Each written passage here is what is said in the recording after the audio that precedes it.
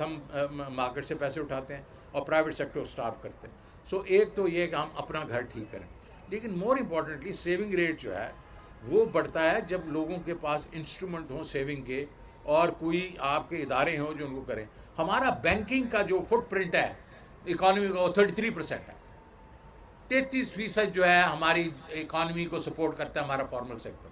तो कहाँ से सेविंग रेट बढ़ेगा? तो हमने क्या किया है पिछले 30 सालों में उस फुटप्रिंट को बढ़ाने के लिए, और वो जो है हमारा ये फेलिंग है। We will have to do that, and then of course there are other things which we are, so we are taking steps to increase the saving rate. अब दूसरी चीज़ हमारे पास क्या है? इंपोर्ट्स एंड एक्सपोर्ट का gap, $40 billion का gap है। तो हम क्या कर रहे हैं उसके बारे में? एक तो ट्रेडिशनल एक्सपोर्ट्स को हम बढ़ाने की कोशिश कर रहे हैं, उनको इंसेंटिवाइज कर रहे हैं, लेकिन दूसरा ये है कि हमने कहा कि आईटी, जिस तरह आई थिंक दुर्दाने ने कहा, आईटी एक ऐसी चीज़ है जो कि बहुत रैपिडली ग्रो कर रही है, दुनिया में रैपिडली ग्रो कर रही है। हमारी आईटी भी पिछले साल 47% बढ़ी थी ईयर ऑन ईयर एक्सपोर्ट्स। इस साल हमारा ख्याल है 70% से 75% बढ़ेगी। मैंने उनको ये कहा कि तुम मुझे बताओ कि तुमने 100% अगर बढ़ाना है ईयर ऑन ईयर तो तुम्हें क्या चाहिए? उन्होंने कहा जी कोई टैक्स नहीं हम देंगे 5 साल। मैं कहा डन। फिर उन्होंने कहा जी हमें ट्रेनिंग के लिए 3 अरब रुपया चाहिए। मैंने कहा 6 अरब ले लो। फिर उन्होंने कहा जी हमें फॉरेन करेंसी अकाउंट चाहिए जिसमें हमारा हम लेके आएँ और लेके जाएँ, कोई उसके बीच में पूछ नहीं है। Done. Why? Because I expect if we keep growing by 100% for the next 5-6 years, our IT export will be around $50 to $60 billion, और ये हो चुका है।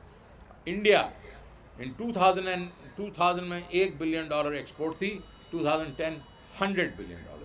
We can do it too, if they can do it we can do it. उसके बाद तीसरी चीज़ जो आपका जो है आपके प्रोडक्टिविटी के बीच में आप ज़रा देखें तो सही हमारे साथ हो क्या रहा है। एग्रीकल्चर प्रोडक्टिविटी में क्या हो रहा है? आप फिगर्स उठाएं, 2012 से लेके 18, 19, 20 जो भी हैं, फ्लैट प्रोडक्शन है ये 5 बड़ी क्रॉप्स की, 5-6 बड़ी क्रॉप्स की। पॉपुलेशन 2% से बढ़ रही है हर साल। तो क्या हुआ? अब वी आर शॉर्ट।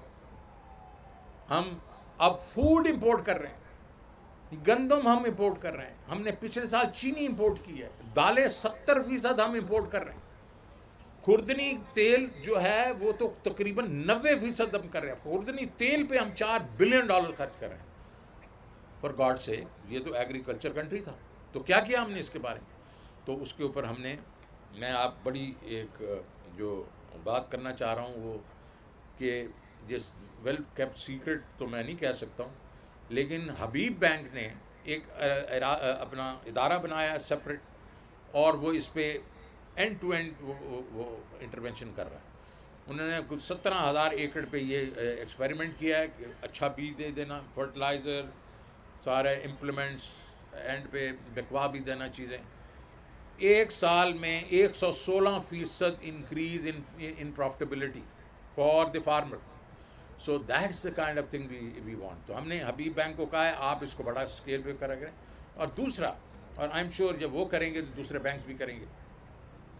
दूसरा, जब हम चाइना गए इस दफ़ा, तो हमने चाइना से ये नहीं मांगा कि हमें $10 बिलियन दे दें, यहाँ $20 बिलियन वहाँ दे दें, ये दे दें, वो दे दें। नहीं, हमने उनको कहा 4 चीज़ें चाहिए।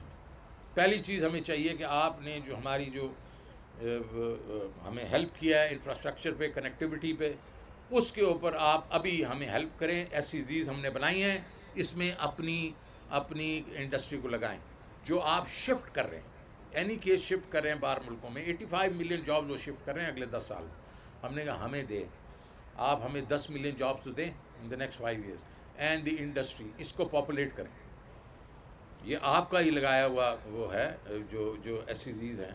तो इसमें आप हमें हेल्प करें। दूसरा, एग्रीकल्चर, आपकी एग्रीकल्चर की प्रोडक्टिविटी बहुत ज़्यादा है, आप हमें हेल्प करें उसमें। आप बिल्कुल A से लेकर Z तक हमें हेल्प करें। उन्होंने कहा बिल्कुल करेंगे। तीसरा, हमने उनको कहा है आप IT में हमें हेल्प करें। आप अमेरिका के बाद नंबर 2 हैं इन IT। हमारे स्पेशल टेक्नोलॉजी जोन्स हैं जो हमने सेटअप किए हैं, आप उसमें से पॉपुलेट करें और हमें। और चौथा, हमने कहा ट्रेड जो है बैलेंस करें, क्योंकि उनकी इंपोर्ट्स एक्सपोर्ट्स हमारे पास बहुत ज़्यादा हैं। वी वांट टू सो सारा स्ट्रेटिजिक, कोई हमने उनके साथ ट्रांजैक्शन बात नहीं की। तो मैं वापस आता हूँ, तो एग्रीकल्चर में एक हबीब बैंक एक्सपीरियंस है, एक हम चाइनीज़ को कह रहे हैं, और हम खुद काफ़ी इन्वेस्ट कर रहे हैं, और इसमें प्राइवेट सेक्टर को कह रहे हैं आप हमें मदद करें। इंडस्ट्री में क्यों नहीं है प्रोडक्टिविटी? फैमिली बिजनेसेस हैं, और ये फैमिली बिजनेस, जैसे फैमिलीज डिसइंटीग्रेट होती हैं over a period of time, ये नेचुरल है ना कि जब वफात हो गई वालिद साहब की, उसको एक जनरेशन साथ रहती है, उसके बाद उसी तरह इंडस्ट्री भी वो डिसइंटीग्रेट हो जाती है। और जब डिसइंटीग्रेटेड इंडस्ट्री मींस कि वैल्यू एडिशन उसमें ज़्यादा नहीं हो सकती। दूसरी चीज़ आपको ये इसमें काफ़ी हैरानी होगी कि हमारी इंपोर्ट साइड के ऊपर तो इंडस्ट्रीज़ हैं, फॉरेन इन्वेस्टमेंट है, यूनिलीवर है, पीएनजी है, नेस्ले है। एक्सपोर्ट में $1 भी नहीं। We do not have FDI in export industry. Nobody raised that. When I was sitting over there, they making the policy. मैंने कहा कभी आपने ये सोचा कि आपकी FDI क्यों नहीं है? जब FDI नहीं होती, एक तो मार्केट्स आपके पास नहीं होती, दूसरी आपके पास ऑब्वियसली नई टेक्निक्स नहीं होती। सो हमने क्या सोचा हुआ, हम एक बहुत बड़ा प्राइवेट इक्विटी फंड लेके आ रहे हैं। ये जो हमारे DFI पाक, ईरान, पाक, कोई तो आ रहे हैं, सिर्फ मर्सिडीज़ें चलाते हैं। इनको मैंने कहने का पैसे डालो इसमें, private equity fund, and using chapter 11 हमारा जब हम हो गया, आप you pick up these industries, consolidate them and sell them to the foreigners. FDI लेके आओ, डिस्काउंट दो उनको 10%, 20%, जो भी है, bring them in, so that will consolidate the industry, especially the export industry. We also want to just basically expand the products and the countries. तो क्या हम कर रहे हैं? हम वो फंडामेंटल इश्यूज जो सॉल्व करने की कोशिश कर रहे हैं जिसमें सस्टेनेबिलिटी ऑफ ग्रोथ होगी, बिकॉज जब तक 10, 20, 30 साल तक इकॉनमीज ग्रो नहीं करती, उनकी वो दूसरे ऑर्बिट में नहीं जाती। जिसमें आप देख लें चाइना 50 साल से ग्रो कर रहा है, 40 साल तो उन्होंने ग्रो किया 10% पे, so the very fact is where are we? India को आप देखें, हम ठीक है, हम उसको अच्छा पसंद नहीं करते, 91 से वो शुरू हैं, उनको 30 साल हो गए हैं, 6 to 8% ग्रोथ है, तो अभी भी उनकी पूरी पॉवर्टी ख़त्म नहीं हुई, लेकिन कर तो रहे हैं वो। तुर्की को देखें, इस तरह और बहुत मुल्क हैं। हमें 3-4 साल ग्रोथ और फिर एक डाइव लेने वाली बात है, वो ख़त्म करनी पड़ेगी, otherwise we will never be able to get rid of IMF and everything else. So what I am saying over here is के इस हुकूमत में हमने एक तो प्लानिंग फिर से शुरू की है, जो हमारे पास एक हमारा स्ट्रॉन्ग पॉइंट होता था, वो हमने किया। उसके बाद हम ये फंडामेंटल जो क्रैक्स हैं, और इसमें हैं, मैं और बता देता हूँ आपको, SOEs, स्टेट ओन्ड एंटरप्राइजेस, 15 कंपनियां हैं जो 500 अरब रुपए का लॉस करती हैं। 500 अरब रुपए, ऑलमोस्ट 1% ऑफ GDP। हमने जब हबीब बैंक ठीक किया था, वो 10 अरब का लॉस करता है, आज 40 अरब रुपये बनाता है, 5 गुना ज़्यादा बनाता है, और हो भी गए हैं उसको कोई तकरीबन 25 साल 20 साल तो हो गए। लेकिन फ़र्ज़ करें 10 साल के बीच में ये 500 अरब को हम कन्वर्ट कर देते हैं 5%, 2% of GDP will be added to your economic growth every year. So what have we done? Nothing. हम वहीं के वहीं बैठे हुए हैं, बहुत खुश हैं कि वो लूज़ कर रहे हैं, नो प्रॉब्लम। इसी तरीके से अगर आप वो बाकी चीज़ें देखें, ह्यूमन डेवलपमेंट में हमने क्या किया, कितना हम खर्चा करते हैं on education and health care. ये तो अभी हेल्थ कार्ड बनाया है, जो एजुकेशन पे कितना होता है, 2% of GDP। I mean we should be ashamed. I mean, countries like Malaysia and others, they're spending 10 to 12% health and education, और अमेरिका जो है वो 18% सिर्फ हेल्थ केयर पे खर्च करता है GDP, और हम क्या है, टोटल मिला के 2.5% हम करते हैं health and education. We must spend money on our human resource, otherwise we will not have people ready to take up these challenges.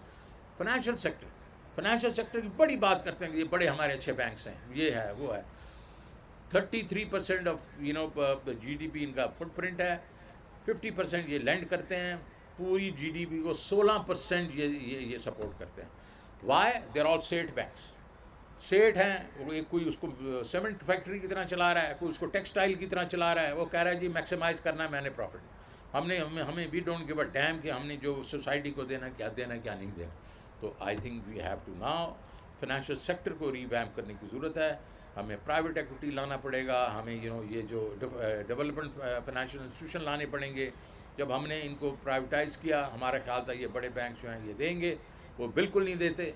And what they are doing is they are basically maximising their profit. And there are so many other things which energy sector is a mess and we basically हम उसको ठीक करने की कोशिश कर रहे हैं। What we inherited was over capacity. आज की डेट में उस ओवर कैपेसिटी जो कैपेसिटी पेमेंट्स दे रहे हैं 850 अरब रुपये, 850 billion a year, which next year will go up to 1.25 trillion rupees. कौन पे करेगा, कैसे पे करेगा, इसको ठीक करना है। So there are many challenges. So from where I started कि मैं तो बड़ा यहाँ से खुशबाश होके गया था, सिटी बैंक ज्वाइन किया, वहाँ बड़ा अच्छे वक्त गुजर गए, एकदम here I find my self in very very challenging job. I believe I was prepared very well by this institution. इसने मुझे सिखाया और सिटी बैंक ने मुझे बहुत सिखाया बाद में। लेकिन मैं इस इंस्टीट्यूशन का शुक्रिया अदा करना चाहता हूँ कि उसने मुझे तालीम दी, जो मुझे ट्रेनिंग दी। आज मैं फिर शुक्रिया अदा करना चाहता हूँ डायरेक्टर IBA और वाइस चांसलर साहब का, जिन्होंने हमें मुझे इज़्ज़त बख्शी। और मैं अपने दोस्तों को, मेरे भाइयों को, मैंने देखा काफ़ी लोग आए हुए हैं और मैं खुशफहमी में जाना चाहता हूँ कि शायद कुछ लोग मेरी वजह से भी आए हों। Thank you very much.